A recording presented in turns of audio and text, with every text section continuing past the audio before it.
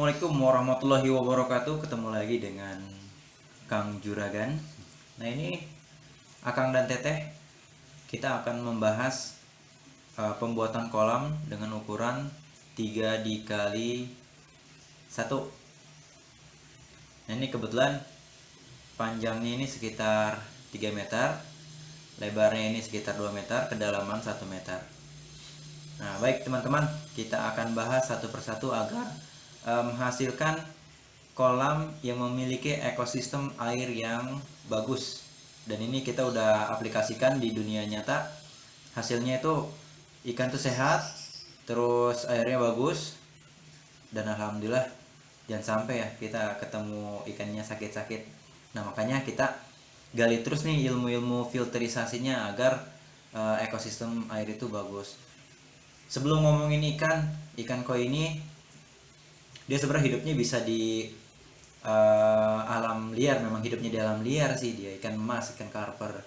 Cuman karena kita adopsi di rumah, jadi gimana caranya kita membuat ekosistem semirip mungkin di ekosistem aslinya, tetapi dengan catatan airnya bisa bening, terus ekosistemnya bagus, dan fungsi dari air ini sesuai yang dibutuhkan ikan. Ikan mah nomor 2, yang penting mah rumahnya dulu kita bangun nih, biar kitanya peliharanya juga semangat. Terus kalau nemuin ikan sakit, kita biar nggak sedih lah. Nah, ini kuncinya nih di sini. Baik teman-teman, kita akan bahas satu persatu fungsi dari kolam ini. Pertama, di dalam kolam ini kita harus mempelajari air. Jadi kita bikin ini buat apa sih? Ini buat apa sih? Ini buat apa? Kita harus mempelajari air. Di dalam air ini dia ada kandungan, ada pH, ada TDS, tapi kita lebih fokus ke pH. pH ini power of hydrogen. Jadi kandungannya adalah di sini ada angka-angkanya 0 sampai 14. Apa sih bedanya? Di sini dibagi 2. Ini zat asam, ada zat basa. Nah, kalau 0 sampai 5 itu namanya asam.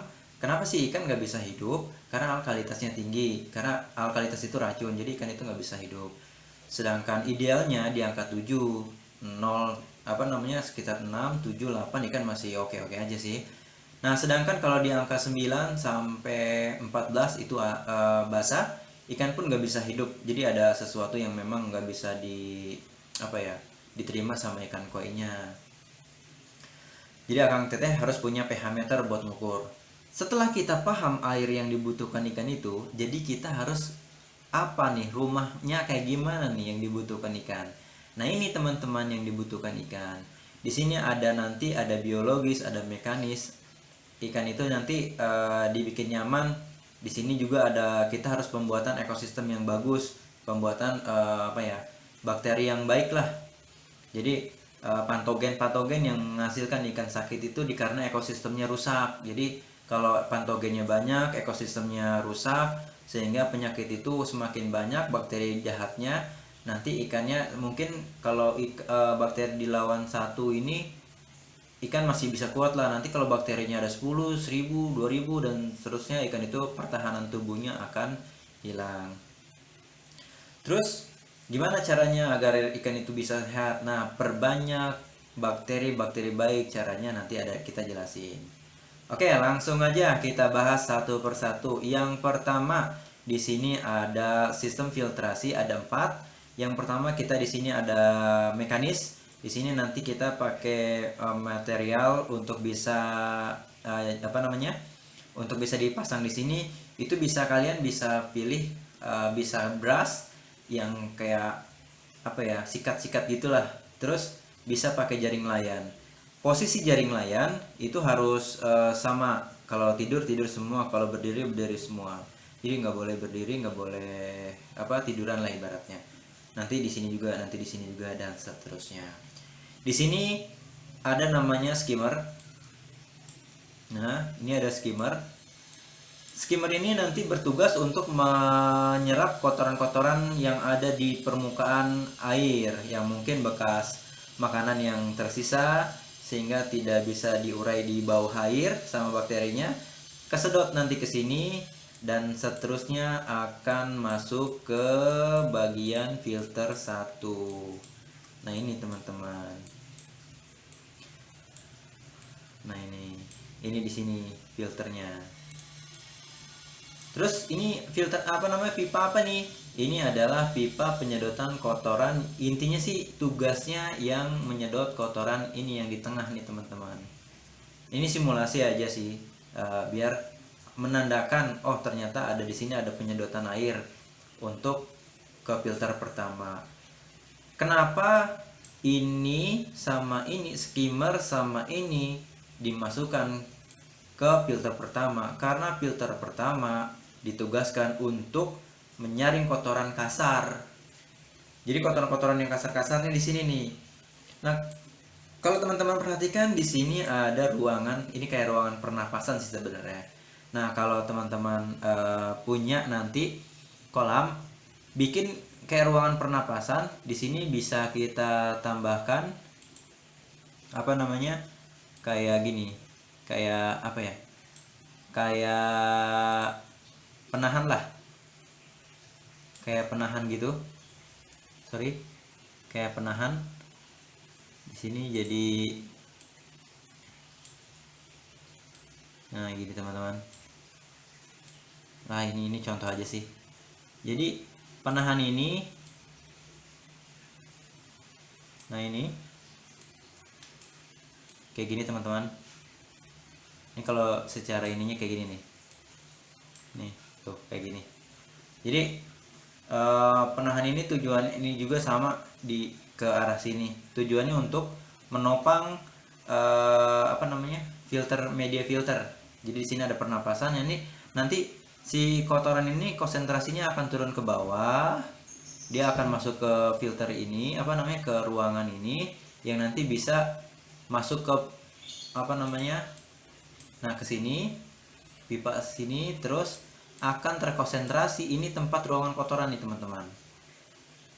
Nah, jadi setelah masuk kotorannya, di sini ada pipa ke atas. Jadi ketika teman-teman ini misal kotor, itu bisa disedot, masukin apa namanya, kalian bisa masukin selang atau apalah namanya, tinggal disedot dan dikeluarkan. Ini sistem kolam yang tertanam. Kalau nggak tertanam, itu bisa langsung apa namanya, kita buka keran di sini nih, tinggal keluar kotorannya. Kurang lebih seperti itu. Pada prinsip filterisasi ini, setelah ini asumsinya aja ya, nanti bayangin ini di kayak apa namanya, kayak di buat penopang, ini media filter. Jadi kayak gini prinsipnya teman-teman. Pertama air itu akan masuk, kotoran itu akan kesedot di sini. Begitupun ini kotoran atas masuk ke sini. Jadi atas sama bawah turunnya ke sini nih. Posisi kedalaman kolam itu harus lebih rendah dibanding apa namanya, filter. Jadi filter harus lebih dalam lah intinya. Misal kedalaman kolam ini 1 meter, ini 1 meter 15, mungkin 1 meter 20. Nah, di sini ada 4 kan ya. Ini misal 1 meter 20, 1 meter 20, 1 meter 20. Nah, di sini yang ini nih, teman-teman usahakan untuk apa namanya, si tempat pencucian otomatis ini, nanti masukin selang ini agak lebih dalam teman-teman. Misal 1 meter 30 atau 35 atau 140 lah. Nanti biar kotorannya itu lebih konsentrasinya di sini nih. Jadi jangan dibikin paralel. Kalau dibikin paralel, ketika ini kotorannya ini akan meludak kemana-mana. Jadi konsentrasi ini, kotoran ini nanti masuk sini, kotoran ini masuk sini, kotoran ini masuk sini, dan ini masuk ke sini. Jadi setiap filter memiliki pembuangan kotorannya masing-masing, dibikin otomatis. Jadi apa namanya, ngebersihinnya nggak perlu apa namanya, nggak perlu tiap minggu, tiap bulan, bisa harus tiap tahun. Misal 1 tahun sekali, 2 tahun sekali gitu teman-teman. Pokoknya bikin ekosistem air itu lama. Jadi jangan suka diganti-ganti airnya kalau udah bagus. Nah, di sini media apa aja sih yang harus kita siapkan? Nah, ini teman-teman. Yang pertama jaring, ini filter pertama jaring nelayan. Anggap aja ini jaring nelayan semua jadi nelayan, posisinya tidur. Nah, ketika air masuk dari kotoran atas, kotoran bawah, dari filter dari skimmer sama yang DB ini nih, ini keluar sini. Jadi kotoran akan konsentrasi di sini. Nanti air itu nanti perlahan akan naik, bersih kesaring kan, masuk ke ini nih, pipa ini, terus penghubungnya masuk ke sini.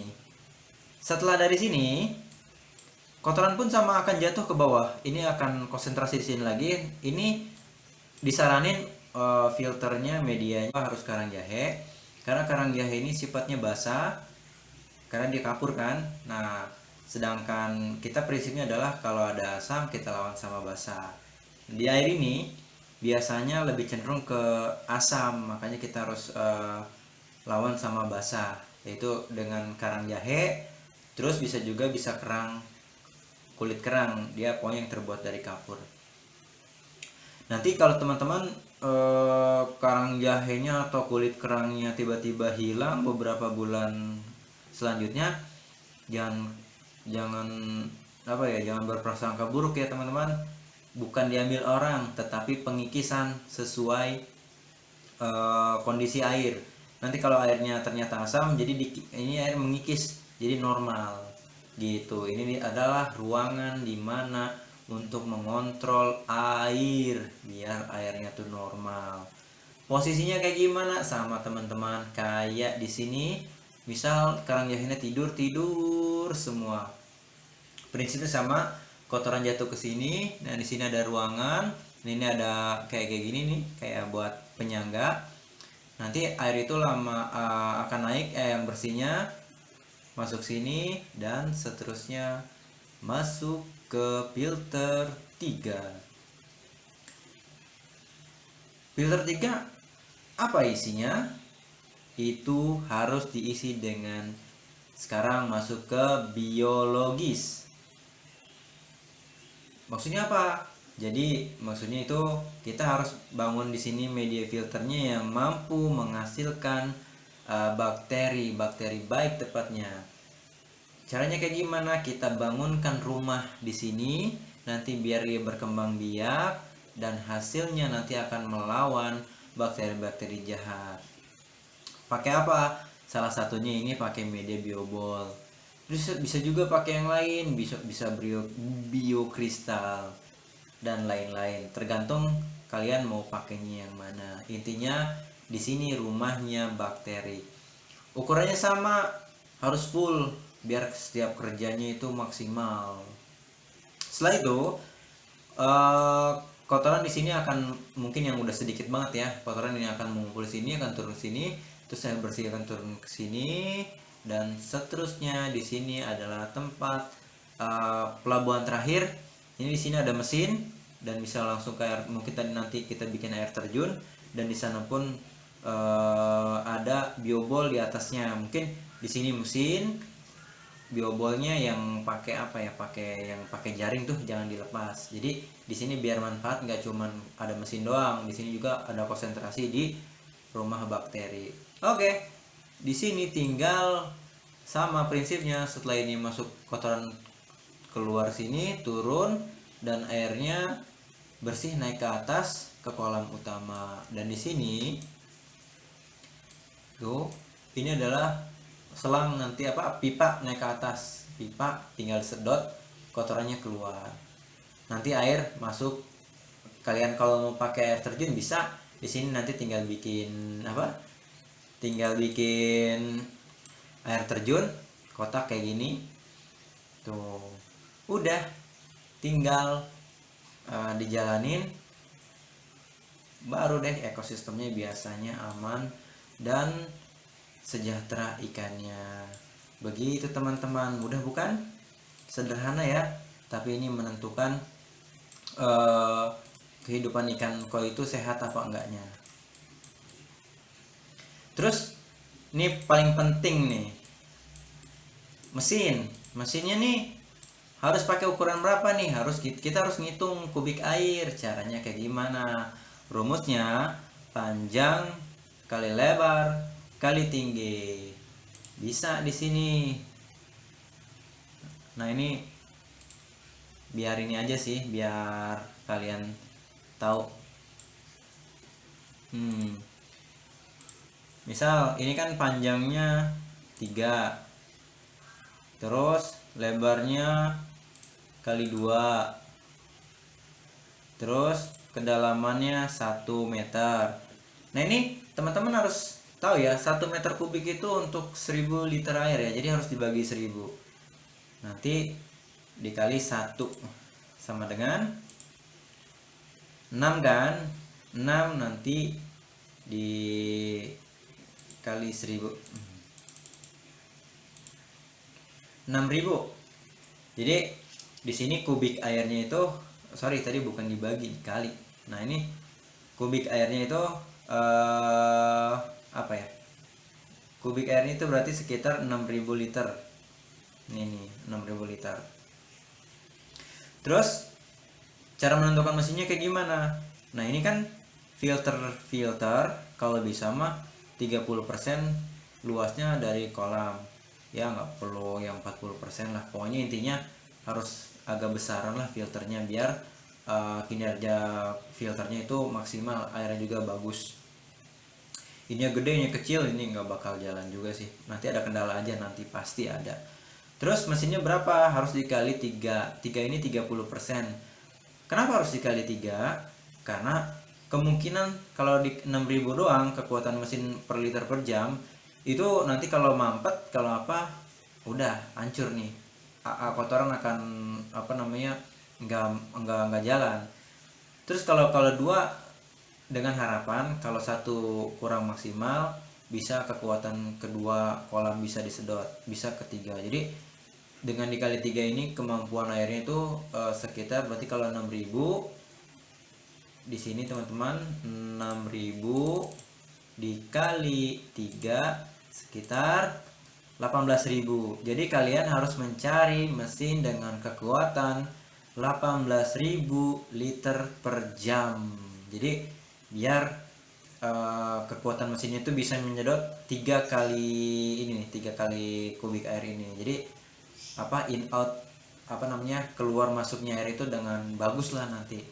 Terus gimana untuk mengakali media filter yang tersumbat, akhirnya tekor air kan, makanya pas waktu nyeting kolam, nah ini harus kita harus kita cek tes ini mampet apa enggak, ini mampet apa, makanya harus dikasih ruangan agar terhindar dari ketekoran antara satu filter dengan filter lain. Oke teman-teman, mungkin itu penjelasan pembuatan kolam dengan tujuan dan fungsinya. Jadi nggak cuma bikin kolam, tapi ada fungsi dan tujuannya. Nah ini jangan lupa dinding ini nih, dinding kolam kalau bisa mah lebih tebal lah, misal 15 cm sampai 20 cm, karena kekuatan ini sangat berpengaruh ke lama atau tidaknya masa kolam ini. Mungkin kalian lebih paham pembangunan konstruksi kolam, mungkin di sini ada wermes, ada batu bata, atau dicor langsung juga bisa. Ya itu mah teman-teman bisa cari di luaran sana yang paham tentang konstruksi, oke? Agar ketika kolam ini retak atau apa, bisa kita menanggulanginya. Oke teman-teman, itulah sekilas pembahasan tentang pembuatan kolam. Kalau ada kurangnya, mohon maaf, ini hanya sharing ilmu. Jika salah, jangan diikuti teman-teman, buang aja.